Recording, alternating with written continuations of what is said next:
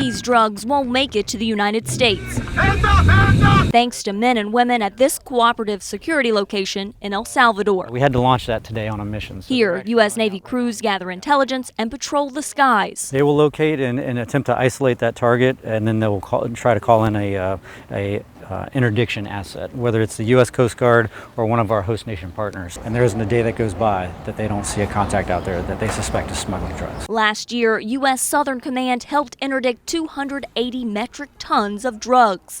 About 1/3 of the command's missions launch from here, disrupting tens of thousands of kilos of cocaine. This victory board helps visualize their success. Here's this one, 1.1 billion. Pretty valuable board, huh? Monetarily wise, billions is what we talk about, but the lives that we impact, it's tremendous, it's invaluable. It's more efficient to transit at sea, even the bigger packets. Admiral Craig Faller oversees all the missions across U.S. Southern Command. Is 2019 shaping up to be a record year? We had an excellent year in fiscal year 19, but it's never enough. U.S. security assistance to Latin America has a checkered past. In the 1980s, Washington's war on drugs and determination to keep communism out of the Western Hemisphere led to policies backing militaries that terrorized local populations. The unfortunate part was that they committed a lot of human rights violations and killed a lot of innocent people. And so I think that left a real scar.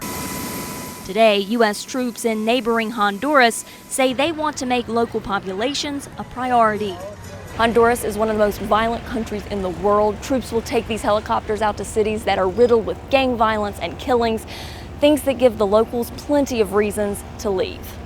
The team's work in areas like San Pedro Sula, once called the murder capital of the world, allows medical teams to practice for war. Things that you would see in combat zone, like we talked about San Pedro Sula, with the machete injuries and with gunshot wounds. They also provide basic care, including dentistry. They pull 3 teeth out of a woman who has had no dental care in 10 years.